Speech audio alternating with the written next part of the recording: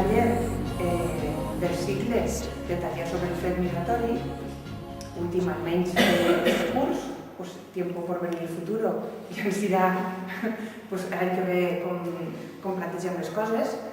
I este últim, ara a continuació us presentaré a la persona que ve a compartir amb nosaltres. Este ve d'alguna manera a ficar la rúbrica a tots els anteriors. Per fer un breu recorregut, vam començar el cicle amb una aproximació a la realitat de les dones subsaharianes, que ens va donar claus per a comprendre millor què hi havia darrere dels processos migratoris i darrere dels esquemes culturals de les dones i de les famílies també. Vam continuar amb un taller que va impartir l'Agència Mix de Castelló sobre rumors i estereotips al voltant de les persones migrants. Ens va ajudar a reconèixer alguns dels propis prejudicis, perquè nosaltres també formem part de la societat en la que estem i en la que detectem tants prejudicis. El tercer taller va ser sobre la vulneració de drets a les persones migrants. Ahir vam voler ficar èmfasis en la mirada als drets per anar més enllà d'una situació administrativa i veure, sobretot, drets humans i veure un reconeixement de drets humans en les persones migrants també, per supost. I l'últim taller, el que ve a ficar la rúbrica, un poc la guinda del pastel seria com la paraula de Déu vol il·luminar la nostra acollida a les persones migrants. Per això tenim jo diria el privilegi de comptar amb Josep Boades, que és capellà de la Companyia de Jesús. Ell és llicenciat en Dret i també és teòleg i actualment en les seves funcions és director de CEI Migra, que és una institució que està vinculada a l'estudi i a la formació sobre els processos migratoris i també a la formació i acompanyament de persones migrants. Ell ha preparat la ponència i, sense res més, et donem la paraula. Le diré en castellà perquè si no faig una mescla de mallorquí va demasiado horrorosa. Esperes molt bé. Bueno, pues cuando me pidieron esta intervención tenía muy fresca una que había preparado para ACNUR, para el Alto Comisionado de las Naciones Unidas para Refugiados, que había convocado una jornada en Madrid de una triple reflexión, religiosa, filosófica y política. Algo precisamente que va en la línea de lo que hoy nos toca, o sea, cómo apoyar, cómo fortalecer, cómo reforzar los valores de la acogida, en aquel caso a refugiados, pero también extendido a migrantes. Lo interesante de aquella jornada fue que la sesión religiosa y la filosófica tuvieron cierta continuidad. La política por la tarde fue interesante, dentro de un arco parlamentario y aún no parlamentario muy amplio, pues yo diría que había un acuerdo sobre un 70%, o un 60%, me da igual. Pero lo interesante fue por la mañana. En clave religiosa, pues estuvo el presidente de la Federación de Comunidades Judías de España, el presidente de la Unión de Comunidades Islámicas de España, el presidente del Consejo Evangélico de la Comunidad de Madrid, y como don Ciriaco Benavente no podía asistir, pues mandó un jesuitilla por ahí que hiciese de voz de la Iglesia Católica. Y bueno, pues esto fue un privilegio. Y luego la mesa filosófica pues contó con Javier de Lucas, de Valencia, con Jesús Núñez y con Mbuye Kabunda. Mbuye Kabunda aquel día no estuvo muy fino, pero los otros dos muy bien. ¿Qué pasa? Que fue muy curioso.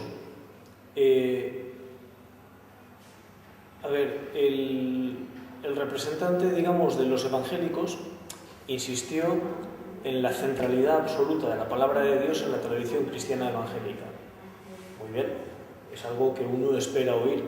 Y sin embargo, luego su reflexión lo que hacía era entrelazar el recurso a la palabra de Dios con una reflexión filosófica y además apoyada en filósofos algunos católicos, otros protestantes y otros judíos.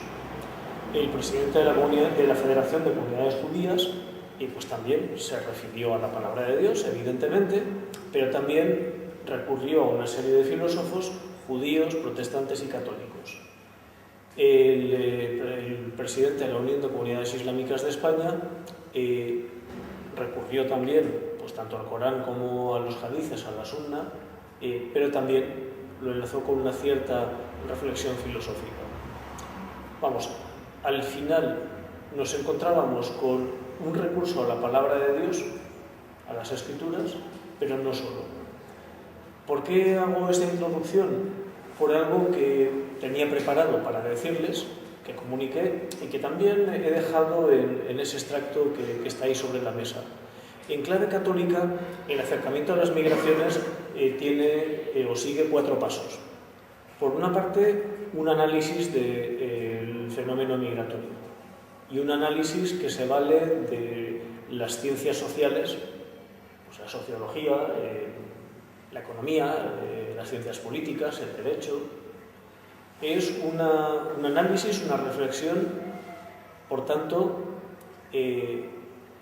no privativa del mundo católico. Y en ella pues entramos en diálogo en plano absoluto de igualdad con cualquiera que use esas herramientas metodológicas para analizar las causas de las migraciones, los movimientos migratorios, las políticas de gestión de flujos, de control de fronteras, de lucha contra la inmigración irregular, de integración de personas inmigradas, etc. O la legislación, las políticas de refugio, lo que sea. Lo que pasa es que la reflexión católica no se puede contentar con ese nivel, sino que en ese acto de análisis plantea una serie de cuestiones éticas. Y plantea una serie de cuestiones éticas que se ponen de manifiesto en lo que causa movimientos migratorios, tanto en los factores de expulsión como en los factores de atracción, una serie de cuestiones éticas que se plantean en los movimientos migratorios, tanto en los que siguen canales regulados como los que siguen canales irregulares, los problemas éticos que se plantean en la sociedad, digamos, de destino, en la gestión de las relaciones laborales, en pues la gestión las políticas de represión de la inmigración irregular. Ahí hay una serie de cuestiones éticas para las que no basta la reflexión jurídica o la reflexión desde las ciencias sociales o desde la sociología, desde las ciencias políticas, no basta. Y la reflexión ética es una reflexión racional que se vale de la filosofía, pero claro, sabemos que nunca se trata de una reflexión meramente neutra. En el caso cristiano, en el caso católico, está también iluminada por la experiencia de fe, por la revelación, por el modo de concebir el mundo que vamos forjando en esa experiencia de fe, en ese diálogo con la palabra de Dios. Y ahí nos vamos al tercer nivel, el análisis que hacemos del fenómeno migratorio con la ayuda de las ciencias sociales. La reflexión ética que estamos haciendo, valiéndonos de la filosofía, se contrasta o se inserta dentro de un marco de pensamiento bíblico-teológico. Entonces, cuando pensamos sobre migraciones, también introducimos un marco de pensamiento que nos lo da la Biblia. La Biblia como libro, como conjunto de libros, pero la Biblia también como palabra de Dios.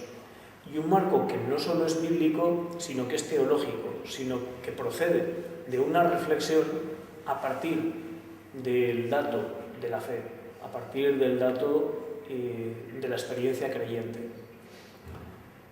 Sobre esto trataremos, pero también advertía que en clave católica, y eso nos lo recuerda el Pontificio Consejo para la Pastoral de los Inmigrantes Itinerantes, hay un cuarto nivel de reflexión, y es que ese marco de pensamiento bíblico-teológico lo contrastamos también con la reflexión que hace la Iglesia, con el magisterio, a partir de esa experiencia de fe, a a partir de ese marco de pensamiento bíblico-teológico, analizando algunas cuestiones candentes en la época en la que se escribe, las cuestiones éticas que suscitan esas cuestiones candentes. Y bueno, pues ahí nos encontramos con elementos normativos especiales. ¿Qué sucede? Que a lo largo del siglo XX, en principios del siglo XXI, ese marco propiamente católico que nos da el magisterio lo encontramos en el Concilio Vaticano II y en los escritos de los papas, por lo menos desde León XXIII para acá. Y luego yo creo que muy especialmente en los magisterios de Juan Pablo II, Benedicto XVI y Francisco. ¿Qué hacen esos documentos? De algún modo sintetizar ese análisis que se hace con la ayuda de las ciencias sociales, la reflexión ética y el recurso a ese marco de pensamiento bíblico-teológico. Y de ahí sacan algunas orientaciones para la acción, extraen también algunas normas, extraen también, o por lo menos decantan, una cierta visión de las cosas, que sí, que es normativa como tal visión, por eso es magisterio. Vamos a lo que nos ocupa hoy, que es ese marco de pensamiento bíblico-teológico. ¿Y cómo vamos a ello? A través de ese cuarto nivel de lo que sería el magisterio de la Iglesia. La cuestión de la pastoral de migrantes, yo creo que todos conocemos la instrucción pastoral Erga Migrantes Caritas Christi, que publicó ese Pontificio Consejo para la Pastoral de los Emigrantes e Itinerantes el 3 de mayo de 2004, un documento francamente bueno, con unas orientaciones pastorales buenísimas.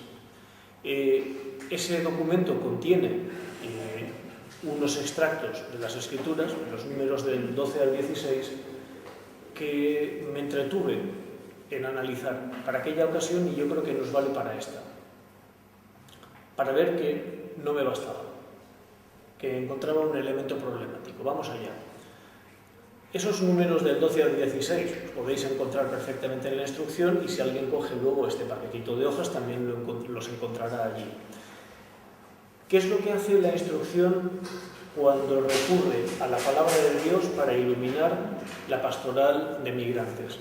En primer lugar, se va a una experiencia teologal, es decir, en el encuentro con la persona que procede de otro lugar, reconoce una experiencia de encuentro con Dios o la llamada a reconocer a Dios en ese encuentro. Efectivamente, la instrucción parte de una palabra tan fuerte como porque era forastero y me acogiste, o porque era forastero y no me acogiste. Y claro, es una palabra fuerte porque en el acoger o no acoger del forastero uno se juega la bienaventuranza eterna o la perdición eterna. Entonces, puestos ante esa palabra, eso es muy fuerte. Otra cosa es quién, puesto delante de esa palabra, le reconoce con las entrañas fuerza suficiente como para cambiarle la vida. Esta es otra cuestión. La autoridad, la fuerza normativa la tiene, pero nosotros nos ocupamos de relajársela, por lo menos en la práctica. ¿Qué otro elemento de la palabra de Dios centra para la Erga Migrantes esa experiencia teologal en el encuentro con la persona inmigrada? La experiencia de Pentecostés. O sea, la experiencia de Pentecostés lo que hace es revertir la división causada por el pecado que nos narra el relato de la Torre de Babel. El relato de la Torre de Babel lo que viene a decir es que la soberbia del género humano al final tiene como castigo intrínseco la división, y una división que se manifiesta en la división de lenguas. División de lenguas que impide la comprensión y por tanto el conocimiento y el reconocimiento, y que suscita guerras, aunque el homicidio precedía ya a esa experiencia de confusión que viene de la soberbia. Pentecostés, en cambio, implica el reconocimiento de personas que hablan lenguas distintas, que pertenecen a etnias distintas, sí o no, porque muchos de estos eran simplemente judíos helenistas que se habían habituado a hablar en la lengua del lugar en el que moraban. Pero, curiosamente, personas que hablan lenguas distintas son capaces de entenderse y son capaces de reconocerse como miembros de una misma comunidad. Bueno, ahí hay una experiencia teologal. Y no solo una experiencia teologal. Ahí la palabra de Dios nos está dando como un marco, una orientación. Nos está diciendo, tened en cuenta que todo lo que pongamos de división, todo aquello que pongamos como barrera, va en contra del plan de Dios, porque el plan de Dios va, digamos, se juega en el paso de Babel a Pentecostés, o incluso a la Nueva Jerusalén que describe el Apocalipsis. Una Nueva Jerusalén en la que cabemos todos y todos formamos un solo pueblo en el que Dios es el único Señor. Pero claro, la experiencia de Pentecostés no anula esa diversidad, lo que introduce es la comprensión, el entendimiento. Pero bueno, queda ahí, de momento queda ahí. Luego yo creo que hay elementos problemáticos que tendremos que rescatar. ¿Qué hace también Larga Migrantes? No solamente decir, hay una experiencia teologal que no es únicamente del Nuevo Testamento, es también del Antiguo Testamento. La experiencia de encuentro de Abraham con esos tres forasteros que de repente se confunden con ángeles y que son, para los cristianos, imagen de la Trinidad, ahí nos encontramos con algo que marca profundamente a Abraham. Y nos encontramos una historia de salvación. Una historia de salvación en Israel comienza en Abraham. Todo el relato de Noé es la prehistoria de la salvación, en cierto modo, por lo menos la prehistoria de la salvación que puede relatar Israel como pueblo, y Abraham es el origen de ese pueblo. Pues bien, Abraham se encuentra con unos forasteros y los acoge como ángeles que son, como ángeles del Dios vivo que son. Una historia de salvación en la que el mismo Israel, o por lo menos los patriarcas, se habitúan a vivir como forasteros en tierra ajena, en la que solo poseen unos pocos sepulcros. Una experiencia que les lleva por hambre a Egipto, a vivir como forasteros durante cientos de años, hasta que son sometidos a esclavitud, y un éxodo en el que Dios libera y conforma y rehace a Israel como pueblo libre, dotado de una ley, en una experiencia de éxodo, de exilio que es vuelta a la tierra prometida y luego de conquista de esa tierra. Larga Migrantes se fija también en una historia de salvación que en los relatos proféticos empieza a tener visos de universalidad. Una llamada de Israel a la universalidad, a reconocer cómo personas de todas las naciones confluyen en el templo del Señor, en la cima de los montes. Una historia de salvación que nos lleva al mismo Jesucristo. Yo creo que Larga Migrantes tiene una mirada sobre Jesucristo y sobre la Virgen María que sí son muy bonitas, son piadosas, para ver a Cristo como extranjero, como forastero, como quien no tiene dónde reclinar la cabeza, como quien sufrió el exilio en su tierna infancia, como quien, no tenía casa propia en su vida adulta, como quien muere fuera de las murallas de la ciudad, y la Virgen María como quien también da a luz fuera de casa, como quien sufre el exilio, como quien es venerada bajo la vocación de la Virgen del Camino. Y se centra en esa iglesia de Pentecostés, esa iglesia que es signo y fermento de unidad, o por lo menos, más que de unidad de comunión, sí, de unidad del género humano y de comunión. Todo eso está bien, pero me parece que Larga Migrantes hace una selección de pasajes de la Escritura que sí nos muestran aquellos aspectos, digamos, como positivos que tienen que ver con la disposición a acoger al extranjero, al migrante, al distinto. Pero me parece que hacen una selección que es reductora y que no tiene en cuenta otras cosas que son importantes. ¿Por qué? Si os fijáis, Jesús en su edad adulta se encuentra con personas de distintas procedencias. Bueno, atraviesa el lago y se va a Gerasa, se encuentra con un geraseno, se encuentra con gadarenos, tiene relación, tiene trato también con algunos griegos que van a verle al atrio de los gentiles en el templo de Jerusalén, se encuentra con romanos, se encuentra con samaritanos, que eran tenidos por, bueno, pues no propiamente como judíos, etc. En algunos de esos encuentros nos encontramos con resistencias muy fuertes de Jesús en un primer momento. En el relato de la Sirofenicia, esto es clarísimo. O sea, Jesús en un momento de crisis, en su itinerancia por Galilea, en su misión, ¿qué hace? Sale de los límites de la tierra de Israel y se interna en el territorio de Tiro y de Sidón, en Fenicia. Y una mujer sirofenicia lo reconoce e insiste en que Jesús cure a su hija. Y Jesús que es extranjera, que él está llamado a las ovejas perdidas de la casa de Israel, y eso es lo que transmite a sus discípulos, no en ese pasaje.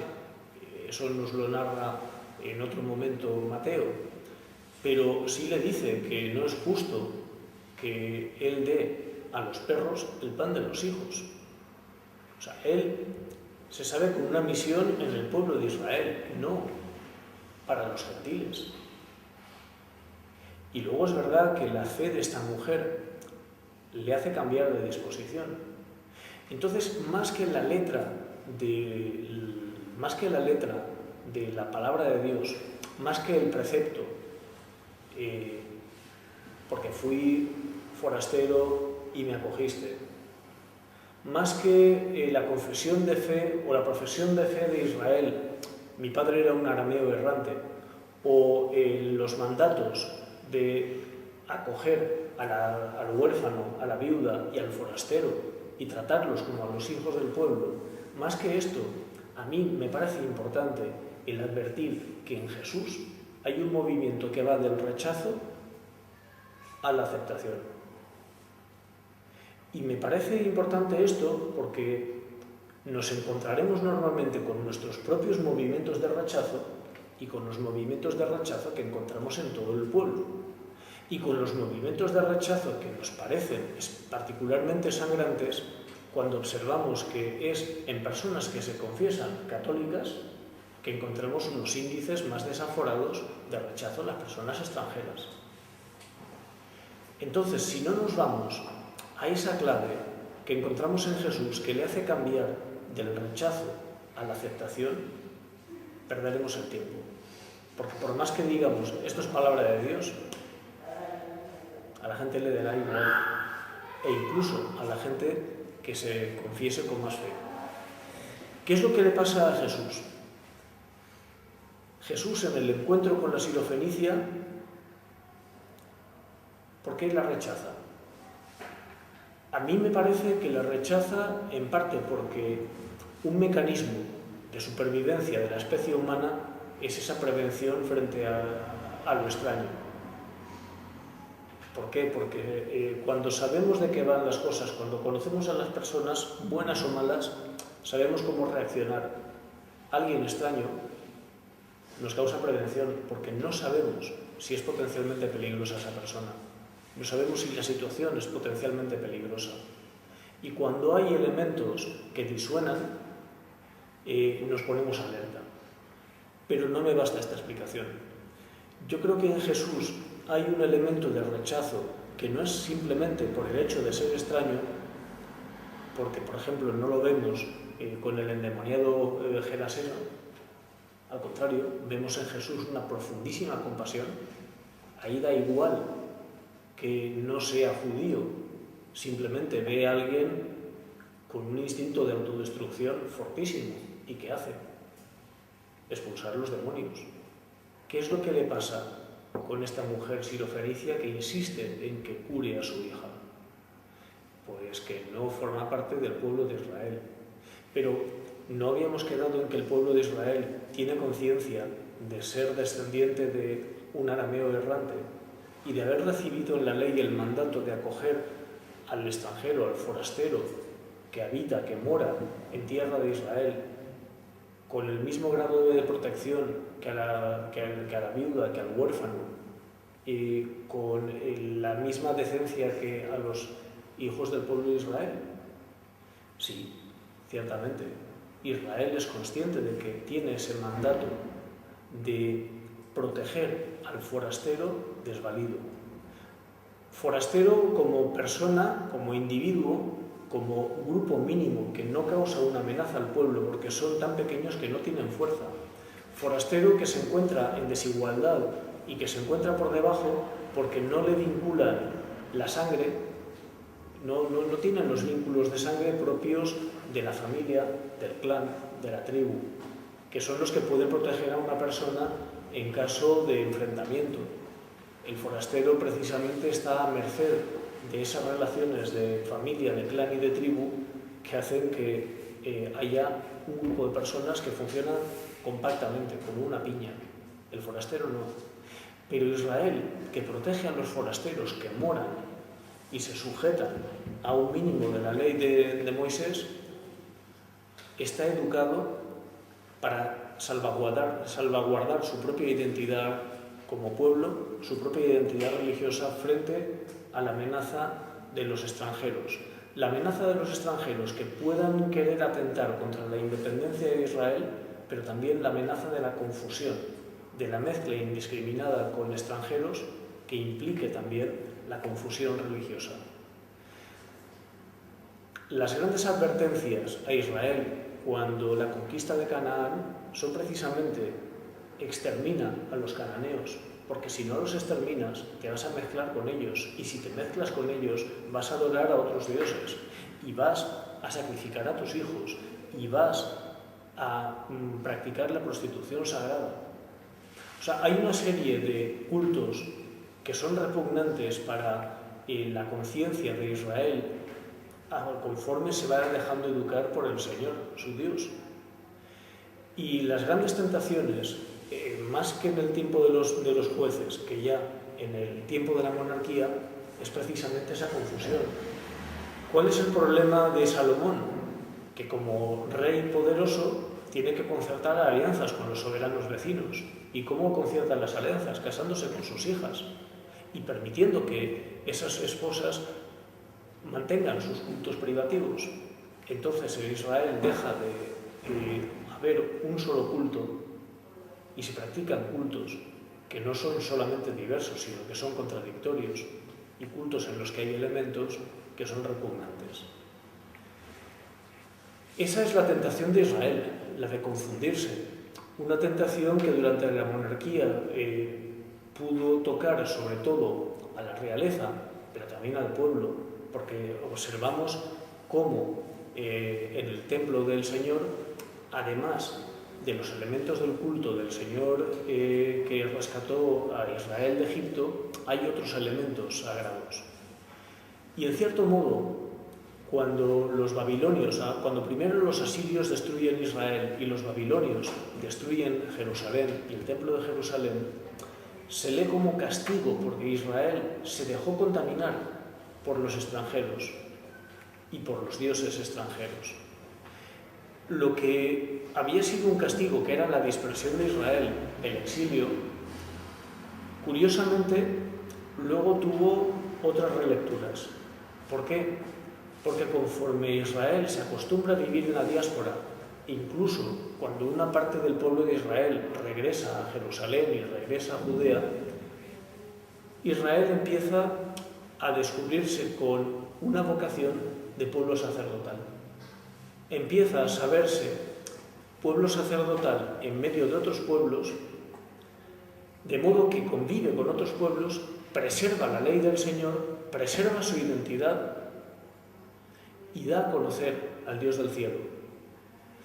Es curioso que en los escritos de aquella época, Cuando se habla de los persas, de los medos, cuando se habla de los soberanos que favorecen a Israel, se habla del Dios del cielo. No se personifica, o sea, no se personaliza la clave de Yahvé o del Señor de los ejércitos o del Señor que libró a Israel de Egipto, sino se pasa de esa clave de la historia propia de Israel a la clave universal. El Dios del cielo es el que crea todo, es el que crea los cielos y la tierra y todo lo que contiene. Y ese pueblo de Israel que vive disperso entre las naciones da testimonio de ese Dios. Y poco a poco y con mucha moderación, en todo ese territorio de la diáspora, Israel recibe la conversión de personas que unos se ajustan a un mínimo de normas, digamos lo que sería la alianza con Noé, y viven como temerosos de Dios. Confiesan al Dios uno y único y practican esos pocos preceptos que están en el episodio de Noé. Pero luego los hay que quieren entrar en el pueblo de Israel y formar parte, son los prosélitos. Son aquellos que si son varones son circuncidados, que practican toda la ley de Moisés, etc. ¿Qué pasa cuando Israel regresa a Jerusalén y a Judea? En la época helenista, los sucesores de Alejandro Magno en Siria, los antíocos, intentan unificar su reino en clave religiosa y por tanto tratan de erradicar la particularidad del pueblo de Israel y la práctica de la ley. Y entonces los israelitas se dividen en dos: los que quieren acomodarse a ese nuevo orden helenista y quieren no distinguirse y por tanto disimulan la circuncisión, comen cerdo, dejan de practicar la ley de Moisés, y aquellos que arman una guerra de resistencia para poder preservar su identidad, los macabeos. Todo ese es el ambiente que luego va llegando hasta el tiempo de Jesús. Y en el tiempo de Jesús nos encontramos con un statu quo bastante frágil. Ocupación romana, respeto de la ley judía, Judea más bien pura en clave étnico-religiosa, Galilea como territorio mestizo, territorio en el que hay judíos y gentiles, en que hay ciudades más bien gentiles y otras más bien judías, y Jesús, como buen judío en territorio fronterizo, aprende a mantener un mínimo de relación con todo el mundo, pero ir con cuidado. Entonces, ese encuentro entre Jesús y la mujer sirofenicia puede estar influido precisamente por esa educación que le dice: no te confundas, no te mezcles, no confundas ni mezcles la adoración del Dios único, del Dios que libró a Israel de Egipto, con los dioses extranjeros. Ten cuidado, aprende de la historia de salvación. Entonces nos encontramos en Jesús esos dos componentes: esa tendencia natural, innata, de todo ser humano a prevenirse contra cualquier ser que presente características extrañas, y esa conciencia del buen judío que tiene que preservar su identidad. Pero bueno, Jesús supera ese rechazo inicial porque encuentra una experiencia de fe en esa mujer, y una experiencia de fe que, bien entendida como es la fe, es respuesta a la gracia. Entonces se encuentra con que hay algo que el Padre le está diciendo a través de esa mujer que tiene fe, y eso le mueve. Y eso le mueve no solamente a actuar y a sanar a la hija de la sirofenicia, sino que le cambia la mirada, le cambia la percepción. Y nos encontramos, precisamente conforme va avanzando el itinerario de Jesús hacia Jerusalén, con esos atisbos de universalidad, con esa conciencia de que su misión no se limita a las ovejas descarriadas de Israel, sino que vendrán del norte y del sur, de levante y de poniente, y se sentarán en la mesa de Abraham. Jesús vuelve sobre esa historia de Israel y se encuentran no solamente con los elementos que ayudan a preservar la identidad, sino con los elementos que ayudan a tener una dinámica de universalidad. Eso sí me parece importante. Entonces, ¿cómo iría yo en el uso de la palabra de Dios? Prestaría atención a cuál es la circunstancia de esa persona que va a escuchar la palabra de Dios. ¿Cuáles son los mecanismos o las claves que le pueden hacer moverse del rechazo a la acogida, a la aceptación? Del rechazo o la aceptación en clave más humana o en clave más intelectual o en clave jurídica o en clave política, en clave lo que sea, me da igual. Nos tenemos que fijar en eso. También la primitiva iglesia, la migrante nos dice, no, es una iglesia que es consciente de ser llamada a superar la división entre judíos y griegos, entre esclavos y libres, entre varones y mujeres. Es una iglesia que reconoce un fermento, un germen de universalidad en esa experiencia de Pentecostés, pero no nos desengañemos. El mismo grupo que reconoce, impresionado, que el Espíritu ayuda a que se entiendan personas que hablan lenguas distintas y que se les entienda conforme habla cada cual su propia lengua, son los que luego no sirven bien a las viudas de los helenistas. Los apóstoles y los dirigentes, digamos, hebreo-arameos de Judea Galilea, no sirven igualmente, no tienen en igual consideración a las viudas de los helenistas, de la gente que proviene de otros países y que se ha instalado en la tierra de Israel, judíos de la diáspora, pero judíos que hablan griego. O sea, imaginaos eso, una comunidad en la que se hablan dos lenguas y un grupo que habla una lengua no recibe tanta consideración. Ahí hay una crisis, y una crisis que se resuelve ordenando a 7 diáconos precisamente del grupo helenista. O sea, la Iglesia tiene que reconocer en sí misma la pluralidad, tiene que buscar herramientas para restablecer la igualdad, para restablecer la comunión.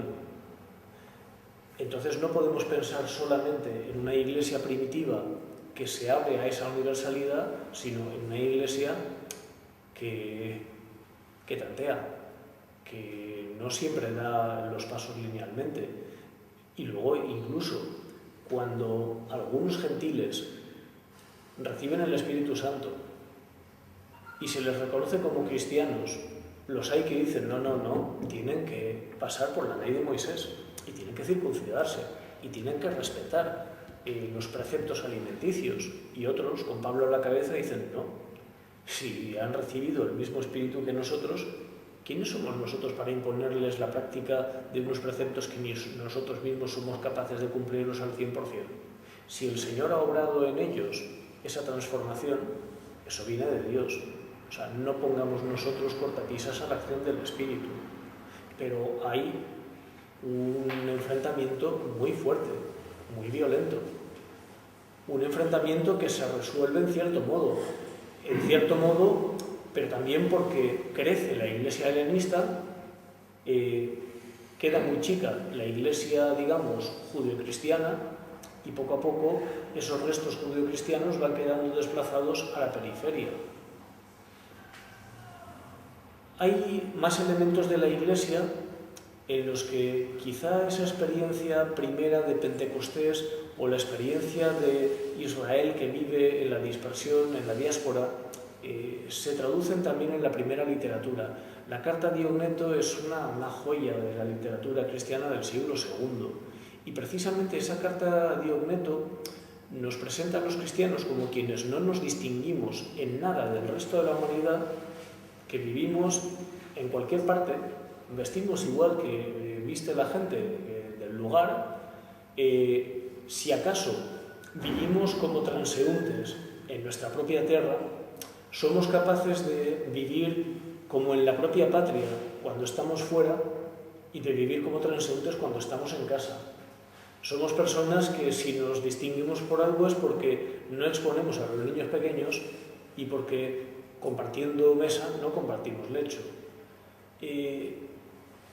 Esa carta de Diogneto lo que nos está situando es como quienes asumen todas las cargas propias de los ciudadanos responsables, pero también todos los inconvenientes de los extranjeros que moran en el lugar. Claro, al final decimos, esto ya no forma parte de la palabra de Dios, esto ya es literatura cristiana, pero nos está indicando una disposición que es propia de la primitiva Iglesia dentro de un imperio cosmopolita como es el romano y que nos da que pensar. Nos da que pensar. Pero bueno, volvamos a esa experiencia de Dios, a esa experiencia teologal, a esa escritura que nos dice vete a lo radical. Y lo radical es tu conciencia de que eres transeúnte. Lo radical es tu conciencia de que en el encuentro con la persona extraña te puedes jugar la vida porque no sabes si te va a atacar, pero te juegas la vida porque te juegas la vida eterna, porque si tú no acoges, no estás acogiendo al Señor, porque si no acoges, te pierdes el acoger a ángeles, algo que nos recuerda la carta a los Hebreos. Al final es verdad que eso lo podemos usar, digamos, en los puntos de oración, en los exámenes de conciencia. Lo podremos usar cuando a una persona la ponemos ante lo más radical, lo más desnudo de su ser. Pero eso dicho, en la vida de cada día surtirá muy poco efecto. Es verdad que hay una historia de salvación que es la de Israel y que es la de la primitiva Iglesia, que podemos leer como ese paso de la división provocada por el pecado a esa comunión que es propia de Pentecostés y que es anticipo de esa comunión perfecta de la Nueva Jerusalén. Entonces, todo aquello que nosotros, como personas, como individuos, como miembros de comunidades cristianas, como miembros de la sociedad, nos ayude a pasar de la división a la comunión, eso es propio cristiano. Todo aquello que insista en la división y que insista en un tipo de división que engendre también desigualdad y opresión, eso no es cristiano. Entonces, claro, por eso nos duele que personas que se confiesan católicas y que hacen alarde de catolicismo en la vida pública sean las que proponen políticas migratorias más duras. Eso es un escándalo. Pero claro, eso forma parte del escándalo de una iglesia que, teniendo que dar testimonio de la verdad, se muestra incoherente. Eso forma parte de la dinámica del pecado. Sabemos cuál es la verdad, pero somos incoherentes. Entonces, al final, ¿cómo podemos hacer para trabajar con la palabra de Dios para que cale esa verdad que conocemos y cale de un modo que nos transforme y que nos convierta? Es ahí donde nos lo jugamos todo. Es ahí. Experiencia de Dios, conciencia de historia de la salvación. Pues sí, son las dos grandes claves. Son las dos grandes claves. La ley y los relatos. Todo el trabajo que hacen los judíos con la escritura se hace precisamente elaborando los preceptos. Hay una elaboración jurídica, pero también una elaboración narrativa. ¿Por qué? Porque no nos basta con escuchar el precepto. Cuando nos confrontamos a una narración y nos ponemos en la situación que es narrada, hay claves internas que pueden ser tocadas. Lo mismo que le pasó al rey David después de cometer el pecado, no solamente de acostarse con Betsabé, la mujer de Urías, sino cuando mandó a Urías a primera línea de combate con el propósito de que muriera en combate y nadie le pudiese achacar a él que lo había matado para luego poder casarse con Betsabé. El profeta Natán lo que hace es confrontarle a una situación que el rey haga justicia como si la cosa fuese con otros, pero diciéndole, ese hombre rico que mata el cordero de su vecino pobre para comérselo cuando tiene rebaños abundantes, eres tú, que has mandado a la muerte a Urías para casarte con su viuda Betsabé. Entonces, David reconoce, o sea, hay algo que se mueve en él y que le hace cambiar. Es ahí donde nos jugamos las cosas. Entonces, ¿la palabra de Dios tiene autoridad? Sí, pero ¿le reconocemos autoridad cordialmente y en las entrañas? Pues no necesariamente. Y entonces ahí, ¿cómo hacemos? Ya digo, está bien tomar de la palabra de Dios aquellos elementos pues como que realzan el deber de acogida al extranjero. Está bien recordar que Jesús fue migrante o nació fuera de casa y murió fuera de la ciudad y sufrió el exilio, está bien. Pero si no vemos también esos procesos en los que Jesús cambia de la prevención a la acogida, ahí nos perdemos algo. Si no reconocemos lo bien fundado de Israel cuando no quiere confundirse con los extranjeros, ahí hay algo que estamos perdiendo. ¿Por qué? Porque también en la prevención contra la persona extranjera, en la prevención contra todo tipo de acogida, de trato igual, está una reflexión sobre la identidad. Yo sí recuerdo que en 2008 los jesuitas lo que hicimos, o el Servicio Jesuita Migrantes, elaboramos un argumentario. 14 cuestiones, 14 tópicos, pero dijimos, cuidado, debajo de esos tópicos laten cuestiones muy razonables y muy respetables. Entonces teníamos que desmontar los tópicos, pero a la vez teníamos que dar respuesta cabal a esas cuestiones.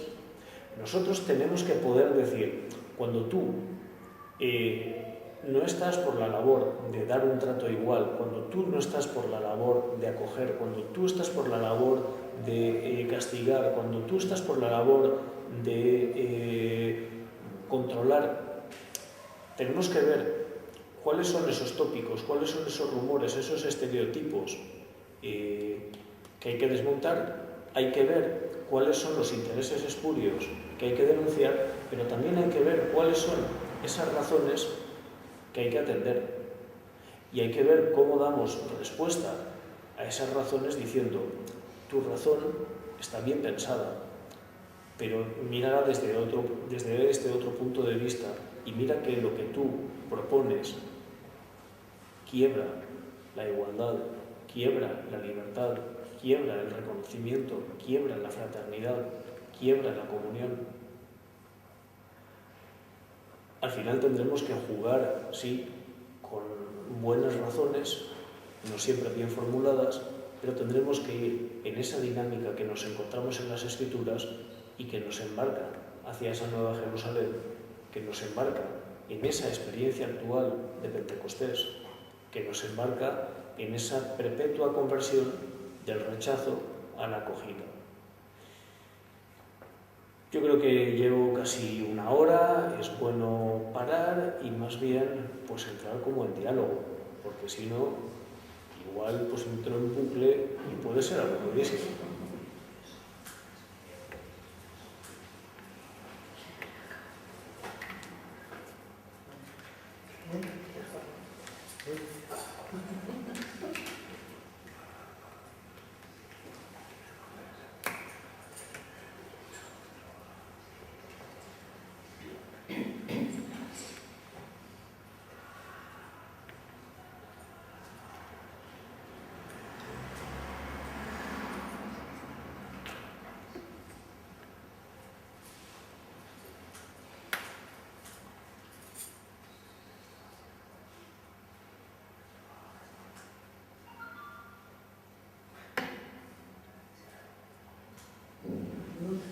proceso que has explicado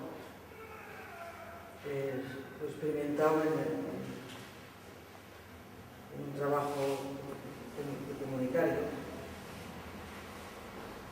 Es real este proceso.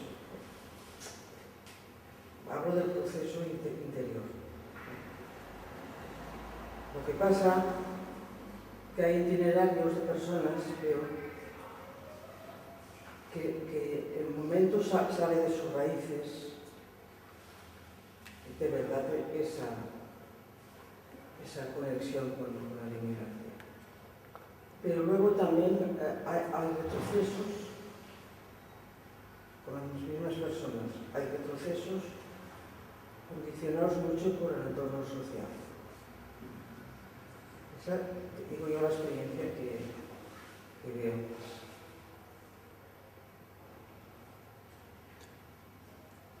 Mira, yo me acuerdo hace 22, 23 años, 3 de los 4 hermanos estudiábamos en Madrid. Y mi madre, por temas de trabajo, quedamos en la universidad y luego fuimos a pasear y a comer. Estábamos por la carrera de San Jerónimo, era mediodía. Y de repente mi madre pega un chillido y se esconde detrás de nosotros 3. Nos quedamos alucinados. Y señala, y venían 3 chicos africanos, negros. Pues a mi madre le dio miedo.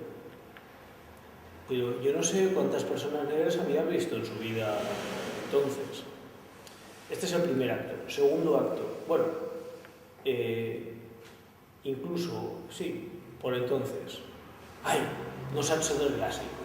No sabe la desgracia. Fulanita de tal, que ha quedado embarazada. Bueno, sí, ha quedado embarazada. Pero esto no es lo peor. Lo peor es que el padre es negro. Imagínate los abuelos paseando la criaturita. Y uno de mis hermanos dice, el padre es Willy. Y yo, ah, es Willy.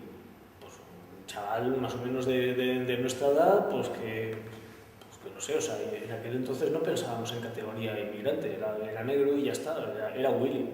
Y me dice, ah, encima, ¿lo conoces? Bueno, tercer acto. Mi tío Kiko, que había emigrado a Nigeria en el 78, le dice, bueno, un día le dice a mi abuela que se había anulado el primer matrimonio, dice que haga su vida, que se case, que le da igual que sea una mujer de Mallorca o de Nigeria. Le dice, pues madre, tengo novia. Ah, sí. Y es de Nigeria. Ah, sí. ¿Te gustaría conocerla? Por supuesto. Está abajo. Que suba. Bueno, pues mi tía Patricia subió, se arrodilló delante de mi abuela, porque para mi tía Patricia lo normal era arrodillarse delante de una persona mayor. Y mi abuela le hizo levantarse, pues ya mi madre fundida y todos mis tías y mis tíos. Entonces ya no hubo chillidos delante de tía Patricia. Sangre de la sangre, y es de la familia. Y mi tío murió ya hace unos años, pero mi madre y mis tías siguen manteniendo el contacto y seguimos manteniendo el contacto con los primos de Nigeria. ¿Qué es lo que cambia todo? Pues yo creo que mi madre fue la visión de mi tía Patricia arrodillada delante de mi abuela, llamándole en mallorquín muerta, mi madrecita, y mi abuela haciéndole levantar y las dos fundidas en un abrazo. Eso le cambia. Luego ya es verdad que mi madre sigue hablando de los negrats, pues para ella de un modo cariñoso, pero en realidad condescendiente. Y dices, bueno, pues mira, yo sé que con mi madre voy a lograr más o menos, pero bueno, o sea, también se llega a donde se llega. Y de vez en cuando pues notas eso, lo que es la fuerza de la sangre, y de vez en cuando como diciendo, bueno, tus primos están mejor en Nigeria. De todo hay. Y lo mismo, a veces tenemos experiencias muy buenas de trato con personas porque las reconocemos de igual a igual, y entonces, ¿a mí qué más me da que sea de Argentina o que sea...? Sí, esto es un dato más, pero no es relevante. Y hay personas que pase lo que pase, las vamos a tener como extranjeras. ¿Por qué? Porque ante todo queremos tener esa barrera. Y eso también es interesante. Lo que pasa es que esto lo vemos conforme hay relación. El problema es cuando hay personas que no aceptan tener esa relación. Personas que no dan el paso. O también, otra cuestión que yo me planteo, una parroquia de Valencia, pues mira, un matrimonio de uno de los equipos de Nuestra Señora de los que soy consiliario. Pues son de una parroquia, están muy comprometidos y el párroco, que fue misionero en Chile, pues es muy proactivo en la pastoral de migrantes, sobre todo de ecuatorianos. Yo creo que lo hace con alguna poca gracia, porque tiene a los parroquianos de toda la vida de uñas. Que en parte hay fenómeno de celos, es que este quiere más a los de fuera que a los de la casa, en parte sí. Que en parte hay poca finura y poca gracia del párroco, también. Que hay cosas por evangelizar en unos, desde luego. Que hay cosas por evangelizar en el otro, yo creo que también. Pero como todos tenemos muchas cosas por evangelizar. Entonces, que haya avances y retrocesos, yo creo que esto forma parte de nuestra dinámica, pues esto, de pecado y de gracia. Pero bueno, se trata de ir acompañando. ¿Para qué? Para fortalecer al máximo eso que nos lleva a no solo a la acogida, sino a esa vida en reconocimiento, en igualdad, y que nos lleva a superar las prevenciones. Pero bueno. Yo también estoy de acuerdo, y además pues, todos tenemos experiencias personales, ¿no? De que en la distancia corta es donde se caen todas las barreras y donde realmente desaparece todo tipo de prevención. Pero claro, en la distancia corta estamos uno a uno. Pero cuando hablamos de estados, de países que tienen que articular sus políticas de fronteras o sus políticas económicas para poder acoger a quienes ni siquiera conocen, porque no han tenido aún esa experiencia de la proximidad, ¿no? Entonces ahí es cuando dices, bueno, qué difícil es esto, ¿no? Sí, pero fíjate que las decisiones políticas tienen que atender a razones y a intereses. Lo que pasa es que, claro, cuando se tienen que tomar decisiones suele ser bajo múltiples expresiones y normalmente se tienen que tomar decisiones con cierta celeridad, otras veces no, otras se ven madurar los procesos y cuando se juzgan suficientemente maduros se deciden cosas. Pero también las políticas dependen mucho de la percepción de la opinión pública. Entonces, es curioso, pero ahora recuerdo que con ocasión de algo que pasó en la frontera sur, participo en una emisión en directo en la COPE y las palabras de la periodista reflejaban una identificación inmediata de inmigración con pateras o con valla. Dije, cuidado, pero esto es una minoría mínima que viene por ahí. O sea, la inmensa mayoría sabemos que han venido pues, por avión, por autobús. Bueno. Pero claro, las imágenes mediáticas, como son solamente de vallas, pateras, barcos, al final esas imágenes quedan prendidas. Entonces desaparece de nuestro horizonte todo lo demás y es como si fuese solo eso. Y luego era también la identificación, inmigración y irregularidad. Dices, pues mira, me parece que hoy en día la inmensa mayoría de inmigrantes ya tienen nacionalidad española o tienen la autorización de la colaboración. Claro que hay personas que están en situación irregular, pero son una minoría. Y también el verano pasado, Herminia Palomar, la directora general de Integración, me dice, oye, la consellera tiene que dictar una conferencia en Tenerife sobre migraciones africanas, migración africana en la Comunidad Valenciana, problemas de integración y de adaptación. Preferí renunciar a mis vacaciones, que mi madre contemplase trabajando, pero dices, no, esta señora, la consellera, tiene distintas políticas. Unas políticas unas políticas sí, de regulación de flujos migratorios laborales que están pensadas para que no funcionen y que están pensadas de modo que tienen un aliviadero en la regularización por arraigo, un aliviadero que ha funcionado razonablemente bien en España durante bastantes años, pero es un aliviadero de políticas que son rígidas, que no funcionan. Y podemos decir que faltan niños, que hay un problema a medio plazo, que necesitamos más gente, pero a la vez el ministro García Margallo, que es un excelente ministro de Asuntos Exteriores, pero dice, téngase en cuenta el paro. Pues claro que hay que tener en cuenta el desempleo, hay que tenerlo en cuenta, pero también hay que tener en cuenta la necesidad que tenemos de gente. Y hay que tener en cuenta muchas cosas a la vez. Lo que pasa es que también el tema de inmigración toca mucho a las tripas. Entonces, nos decía, yo creo que era hay un político vasco que fue eurodiputado y fue ministro, un hombre excelente, Ramón Jáuregui. Decía cómo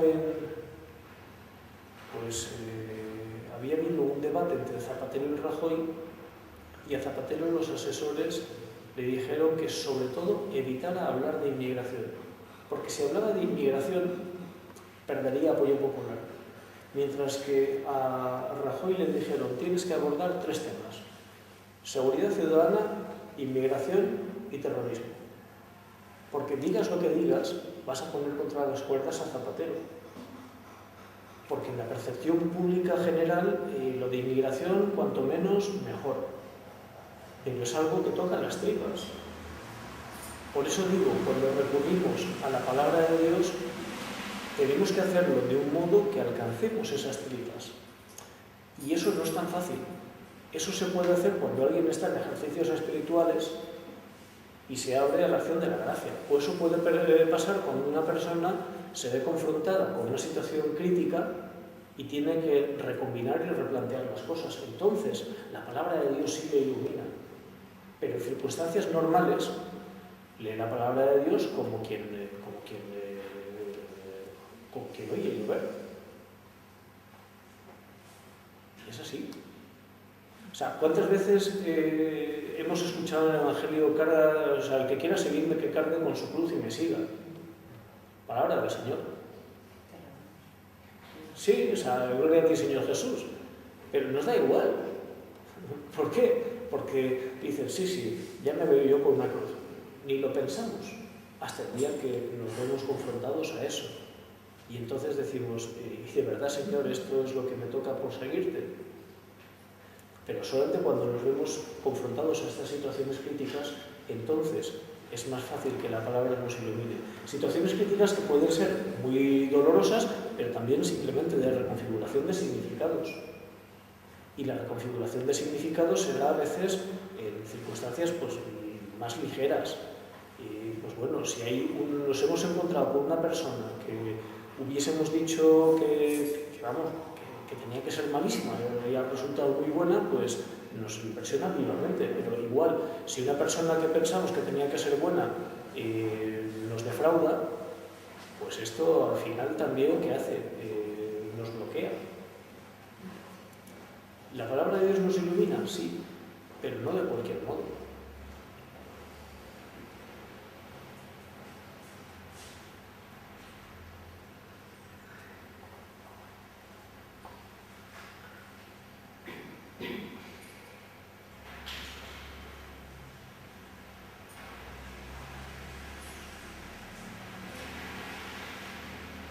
Luego tenemos otra dificultad,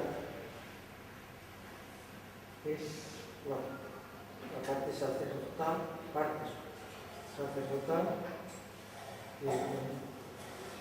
que no le llega a las tripas. Pues todos hacen ejercicio. Todos hacen ejercicio. A tu tipleno. No, pero que en el trabajo diario te confronta. Todo te dificulta a veces. Si te escuche más, que antes más fuerte. Bueno, pues está diciendo que a veces son los sacerdotes quienes no, pues digo, es que, a ver, yo me acuerdo en otra parroquia de Valencia, claro, cuando ves que el periódico que lee el párroco es La Razón, pues La Razón tiene posiciones muy duras en temas de políticas migratorias. ¿Qué va a hacer este buen hombre? Es una bellísima persona. Y es una parroquia en la que hay una acogida de inmigrantes importantísima y que ha sido parroquia de referencia para los bolivianos. Pero este buen hombre, pues, ¿qué hace? O sea, su universo político está muy bien configurado. Pues, ¿qué pasa? Que cuando me dijo, oye, habíamos recogido donativos para los cristianos perseguidos en Siria y demás, pero no nos dio confianza en la organización, ¿tú sabrías qué hacer con este dinero? Pues sí, dije que lo podía hacer llegar al Servicio Jesuita de Refugiados del Oriente Próximo, pero luego me dijeron, mira, hay más necesidad ahora mismo en Nador y la Delegación Diocesana de Inmigrantes de Tánger en Nador. Bueno, pues pedí permiso y, bueno, o sea, planteé esa alternativa y me dijo, pues muy bien. Bueno, pues hubo unas rachias en el mes de febrero que destruyeron los asentamientos en el Monte Gurugú, hacía frío, entonces la Delegación Diocesana de Migraciones tuvo que comprar mantas, artículos higiénicos y de todo, pues para la gente que estaba desperdigada. Entonces, bueno, pues ese dinero, junto con el de otros, fue muy bien. Estuve a principios o a mediados de abril allí en Nador y en Melilla. Entonces, bueno, pues una vez aproveché la homilía para agradecer lo que había dado la parroquia, pero agradecer contando lo que había visto. Bueno, la gente encantada. Y el párroco lo notaba, pues como que no estaba muy así. Claro, él veía que la gente estaba encantada, pero ¿por qué? Dices, claro, él fue el que entregó ese dinero para ese fin, eso le honra, pero eso disuena con su propio universo de percepción política. Pero cuidado, a cada uno de nosotros hay cosas que nos disuenan. Y a lo mejor a mí me puedes decir, oh, qué bien que estás metido en el tema de migraciones, de diálogo interreligioso y de ecumenismo. Sí, sí, pero de otras cosas paso. ¿Por qué? Porque no me llegan o porque yo no llego. O sea, que en eso también tenemos que ser, pues, no sé, o sea, yo no puedo condenar sin más a este buen párroco. ¿Por qué? Porque le tengo que dar las gracias. ¿Que me gustaría que vaya abriendo más la mente? Claro, me gustaría. Pero bueno, se hace lo que se puede. Y desde luego en su parroquia se hace un trabajo muy bonito.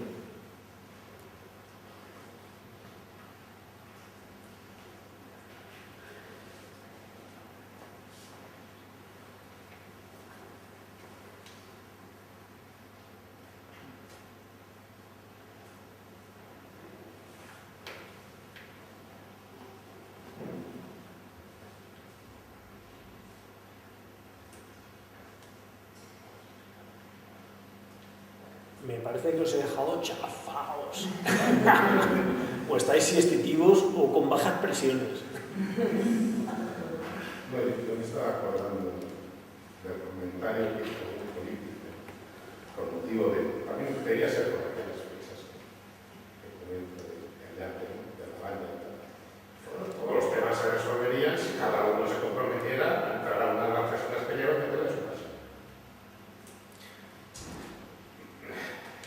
Por parte de cierta prensa sonó tal, por parte de cada uno con lo oyes también en parte, ¿no? Pero al final pienso donde tú nos querías llevar. Mira, yo a veces cada pienso, uno, ¿qué hace? O sea, yo a veces pienso en este ministro, que es católico, y a mí sí me gustaría pensar que en él hay algún tipo de conflicto de conciencia. Espero que haya conflicto de conciencia.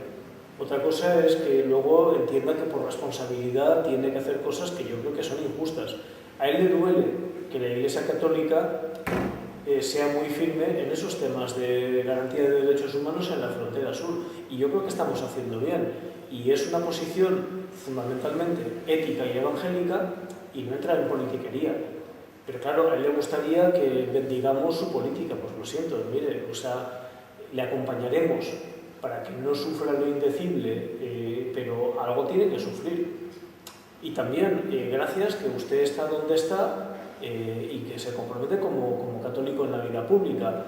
que nos gustará más o menos, habrá cosas que digamos que acierten y cosas que no, pero bueno, o sea, yo creo que en eso tenemos que saber muy bien dónde estamos y creo que no tenemos que ser ingenuos.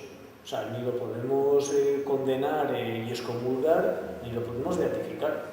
Lo que sí creo que honra a la Iglesia es que está en esa frontera, está en los dos lados de la frontera, es una Iglesia que debate internamente, porque hay quien está muy cerca de esas personas que sufren y hay quien, por atender pues, al rebaño ordinario, pues dice, ¿qué es esto?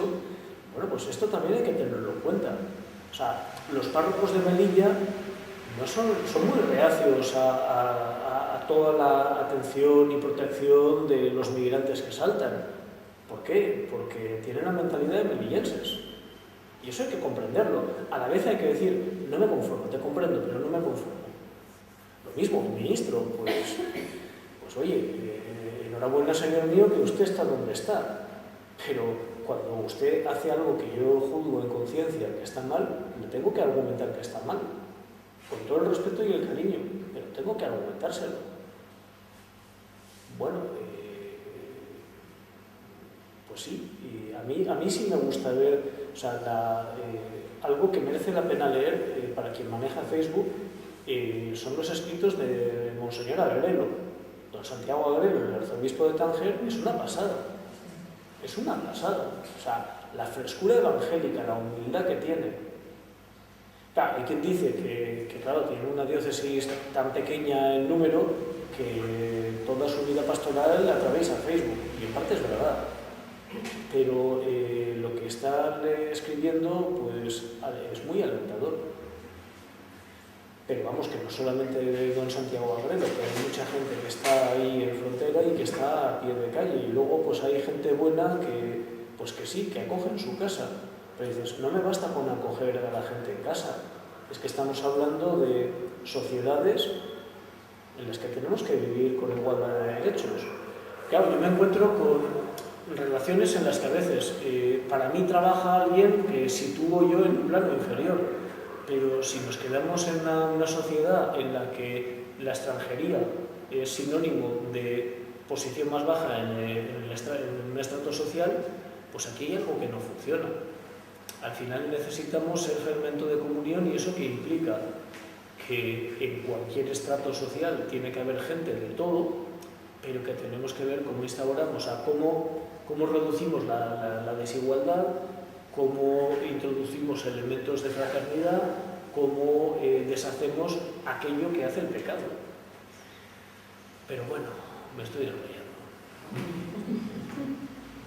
Una pregunta personal. ¿Sí? El tema de los CIE, si has tenido tú alguna relación con algún mandatario para hablar de ese tema. A ver, en CIES, el Servicio Jesuita Migrantes, ¿qué es lo que hace? Tiene un grupo de visitas al CIE de Aluche en Madrid, otro grupo de visitas al CIE de Zona Franca en Barcelona, y en Valencia, claro, somos una fundación que inmigra al 50%, Compañía de Jesús y Generalitat. No tenemos libertad para todo. Tenemos que ir con cuidado. ¿Por qué?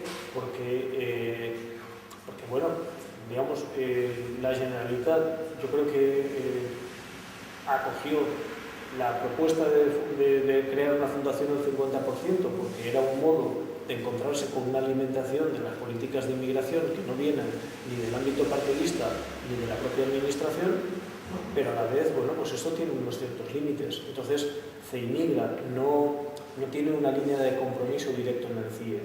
Lo que sí hemos hecho en los informes anuales es a veces hacer referencia al tema. Y ahora, como Servicio Jesuita Migrantes y desde el Centro Arrupe, sí nos gustaría constituir un pequeño equipo de visita a internos que se valga de las herramientas comunes del SJM para luego alimentar el informe anual del SJM. Ese informe anual está colgado en la página web sjme.org.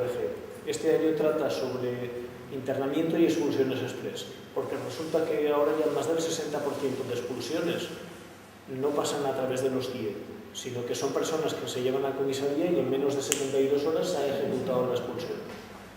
Entonces, cada año se ha estado viendo algo. ¿Qué pasa? Que el Servicio Jesuita de Migrantes tiene como norma lealtad crítica o crítica leal. Entonces, mantenemos la interlocución con responsables políticos, pero para decir aquello que observamos.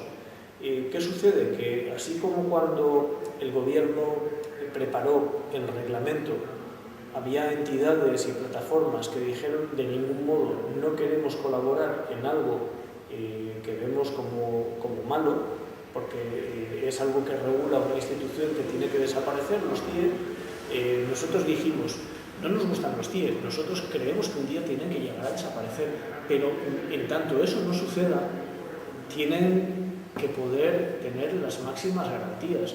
Entonces se entró en diálogo con el secretario de Estado de Seguridad. ¿Para qué? Pues para que en el reglamento se recogieran algunas cosas que nos parecían esenciales.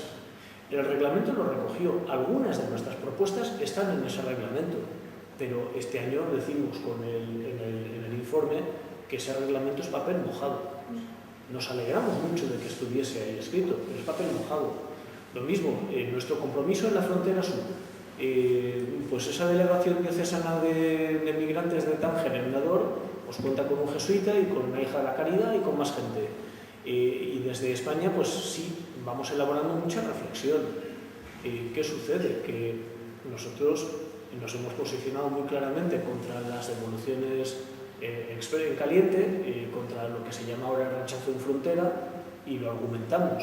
Y uno de los argumentos que damos es que si hay personas que son acreedoras de protección internacional, tienen que poder ser identificadas convenientemente en comisaría y tienen que tener el espacio para hacerlo. Bueno, pues hubo una enmienda en el Senado a ese precepto en la Ley de Seguridad Ciudadana, pues que introducía algo de lo que nosotros estábamos proponiendo. Sabemos que esto es, otra vez, algo que está escrito, pero luego habrá que ver si efectivamente esos puestos que están ya habilitados en las fronteras de Melilla para pedir asilo, pues si ahí llegan no solamente los sirios, sino también los subsaharianos. Entonces, bueno, siempre tratamos de hacer ver qué es lo que pasa. Creo que también nuestros informes, al estar muy basados en la observación directa de la realidad, al tratar de despojarse al máximo de ideología, pues todos tenemos ideología, pero pretendemos que no sea pues una gran proclamación, sino decir, miren, pasa esto, la normativa, la ley o el reglamento dice esto otro, esto no cuadra, o pasa esto, el reglamento dice esto otro, pero hay una norma superior que vemos que está infringida por el reglamento y hay una serie de derechos que deberían estar garantizados según esta otra norma superior y eso no se da. Sí nos encontramos con que nuestros informes se piden. Pues de Madrid me dijeron, la Brigada Operativa de Extranjeros de Valencia ha pedido ejemplares del informe. Pues me alegro. ¿Por qué? Porque les permite saber qué deficiencias estamos encontrando. Luego ya, ¿qué uso van a hacer? Pues no lo sé. Pero a mí sí me alegra saber que eso lo tienen en cuenta.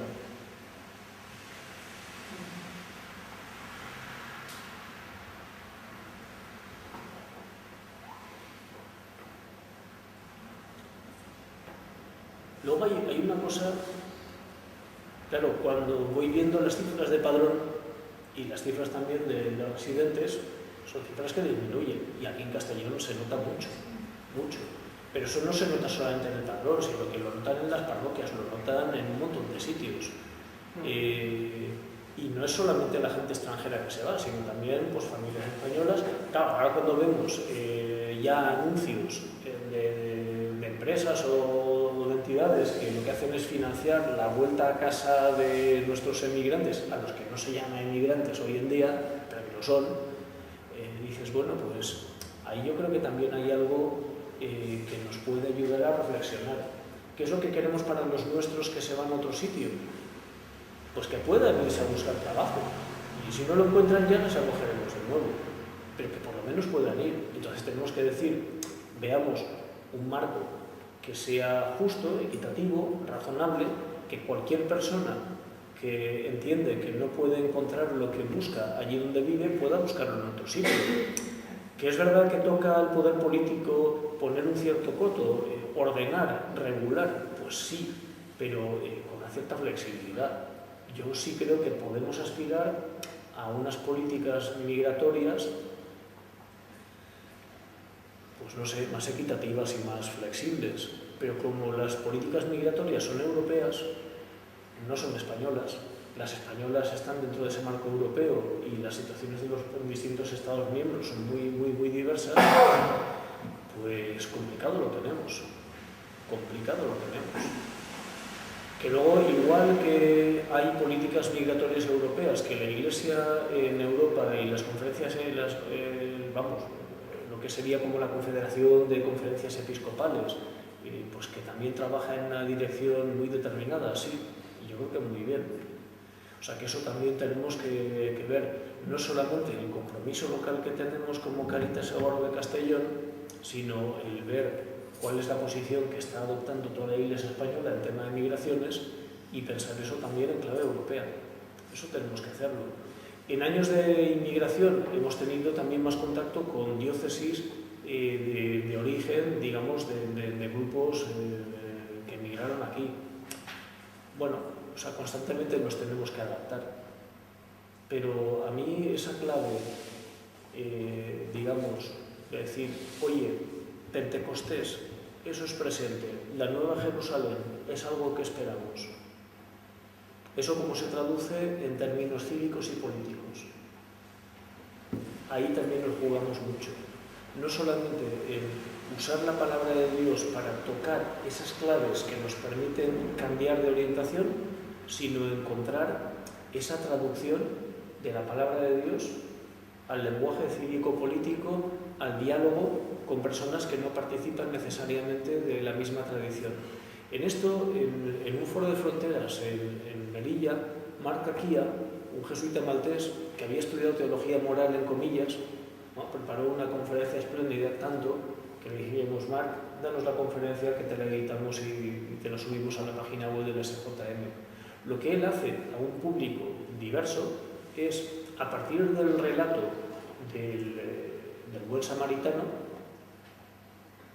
construir una reflexión sobre las fronteras y cómo esas fronteras persiguen invisibilizar al extranjero, al refugiado, al migrante, etc. Entonces va transitando entre una reflexión a partir del Evangelio con la realidad migratoria del Mediterráneo central, con una reflexión sobre fronteras que es pertinente para todo el mundo. Bueno, es una maravilla. Quien tenga humor, que la busque en sjme.org.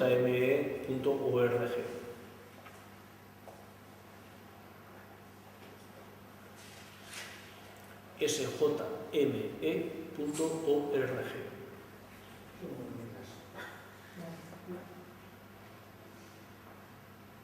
Que ahí también yo creo que es algo, cuando hablamos en la esfera pública, no tenemos por qué esconder nuestro patrimonio cristiano ni lo que nos mueve de la palabra de Dios, pero sí tenemos que saber hacerlo de un modo que no nos digan, es que tú ya nos vienes predicando. No se trata de una homilía, no se trata tampoco de imponer, se trata de eso, recuperar la fuerza que tiene cualquier narración para que alguien se ponga en esa situación, sabiendo que lo que transmitimos es palabra de Dios, mediada por nuestras palabras, pero es palabra de Dios. No podemos imponerla como diciendo, esto es palabra de Dios. No podemos. Pero sí tenemos que tener la esperanza de que estamos transmitiendo palabra de Dios. Y eso nos tiene que dar también bastante seguridad. Lo mismo, no podemos acudir a la palabra de Dios de un modo superficial o fundamentalista. Eso solamente vale entre convencidos. Pero si hablamos al público en general, no vale. Es más, cuando hablamos a personas extraordinariamente católicas de identidad, pero reacias, vamos, ni que se lo diga el Papa de Roma. Sí. pero así somos. No, pero Pues cuidado. al acompañamiento a las Pero- parroquias muchas veces, ¿cuántas veces hemos pensado? ¿Y cómo lo podemos hacer? ¿Cómo? Claro, porque te encuentras voluntarios que muestran actitudes y acciones reacias totalmente a las personas inmigrantes. Claro, me ha gustado mucho lo que has comentado de es que no solo es dar ejemplos del Evangelio, sino es que se vean reflejados en ese Jesús que también tuvo su resistencia. Pero es difícil, ¿eh?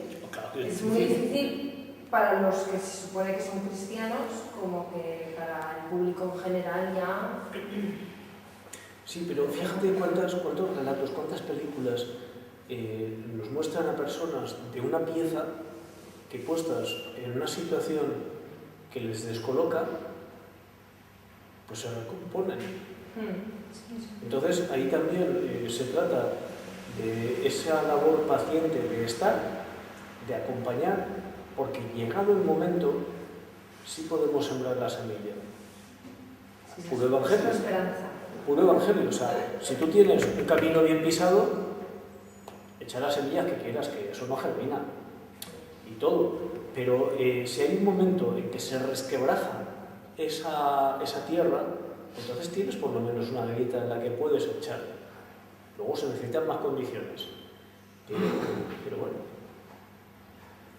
No sé, ya veis que en esto soy más bien poco talibán, pero muy convencido. Sí. Ahora que estamos en elecciones, Sí. nosotros los cristianos, desde los criterios derivados de la fe, a ver, leer los programas, si te has dado alguna mirada a lo que pone de la inmigración. No quiero que digas ningún partido. No, te digo. A ver, hace 2 semanas estuve en una mesa redonda de partidos políticos sobre políticas de cooperación y de inmigración. Penoso. Penoso porque son 2 políticas en las que, francamente, no se decide nada. O sea, no se van a decidir los sentidos de los votos por estas 2 cosas. Son, digamos, como accesorias. Y normalmente pues, los partidos envían gente, pues sí, que está en las listas, pero que no sabe. Y dices, bueno, tampoco tienes por qué saber. O sea, tú te presentas a una oposición, aquí tienes un temario, estudiátelo y por lo menos exponlo con cierta gracia. No tienes que saber, tienes que saberte asesorar, eso sí. En los temas de inmigración yo me encontré, claro, no con programas sino con personas. Y luego en las municipales y en las autonómicas se juega muy poco. ¿Por qué? Porque la Generalitat que tiene competencia en temas de integración, entonces puede decidir dar un poco más de dinero o un poco menos pues para la mediación intercultural, para las agencias AMICS. Y ciertamente a mí me parece que aquí en Castellón se ha trabajado bien en AMICS. O sea, yo creo que también hubo un momento, por lo menos, en que la policía local de Castellón pues tuvo unos buenos programas, pues digamos, de prevención de xenofobia. O sea, sí ha habido cosas interesantes, pero lo que se juega ahí es poco. Los ayuntamientos sí tienen por lo menos que saber que no pueden negar el empadronamiento a nadie porque no tenga la autorización de residencia. Y si nos hemos encontrado algunos alcaldes o alcaldesas que han dado orden de más bien entorpecer, están actuando contra la ley, pero eso no lo van a exponer en sus programas. Nos encontramos con que habrá quien diga ten manga más ancha para dar el certificado de arraigo o no, o exija que estudien esto o esto otro. Pero dentro del conjunto de políticas de inmigración, pues esto es como muy pequeño, muy accesorio. Sí me parece que puede ser como más interesante ver cómo se potencia el tejido comunitario y cómo se potencia el tejido comunitario precisamente para contrarrestar las dinámicas xenófobas o islamófobas o lo que sea. Pero no es algo que va a estar tanto en el programa, sino va a estar más bien en decir, ¿para qué acciones reservo yo un presupuesto y qué impulso? Pues la chiquilla de Izquierda Unida que habló, pues era un discurso que se lo tenía muy aprendido, pero un discurso muy ideológico. El de Podemos, pues bueno, bien, pero tampoco dijo gran cosa. El de UPyD, pues comunicado muy bien, pero Emilia Palomar me dijo, pues me confesó que de esto no sabía nada. Pero vamos, supo comunicar. Herminia, pues se le notan los 4 años que ha estado de directora general, pues dices, y le dije, Herminia, tú eras de lo mejorcito, porque ella por lo menos sabe algo. Y luego también dijo, mi ventaja es que yo ya no soy candidata, vosotros, o sea, yo no sé vosotros, pero yo puedo decir lo que quiera. Clara Tirado del PSOE se centró mucho en todo lo que había sido su oposición a Blasco, los temas del caso Blasco, tampoco dijo grandes cosas. Y Ciudadanos, un desastre. Un desastre. ¿Por qué? Porque aquella señora no sabía nada, decía, no, CIES no, pero centros de internamiento temporal. Señora, es que es temporal. Pues las CIES no. Y nosotros, ¿qué? Nos vamos de excursiones a las islas CIES. Pero luego también el mismo Albert Rivera tiene mentalidad catalana, y la mentalidad catalana en temas de inmigración pues no es la mentalidad de aquí. Y yo creo que de algún modo, como no es una política así central para su partido, dices, no sé. Compromís, pues sí, bien, pero claro, se centró más en las políticas de cooperación y todo el mundo estaba de acuerdo en que qué desastre toda la corrupción que ha habido en la era Blasco, pues sí, todo el mundo está de acuerdo, claro. Y que hay que cambiar la composición del Consejo de Cooperación. Pues bien, todo el mundo está de acuerdo en que hay que cambiar, otra cosa es cómo se vaya a hacer. Pero en inmigración es que también se plantearon algunas cuestiones que no son de competencia autonómica, y eso fue un fallo. Cuando sí va a haber debate es para las generales. Y el debate yo creo que se revelará como ahora en clave europea. O sea, el tema de fronteras, porque es lo que asusta y porque siempre es bueno tener a la ciudadanía un poco amedrentada para decir que bueno que hay políticas duras, y en clave europea. Pero, francamente, creo que la legislación que tenemos ahora no es mala, o es menos mala de lo que podía ser, pero que tenemos que recuperar por lo menos algo de disponibilidad presupuestaria para trabajar fundamentalmente la cohesión. Y luego lo que me preocupa mucho es la gente que está perdiendo la situación regular. O sea, la gente que no puede renovar. Esa me preocupa muchísimo. Mucho.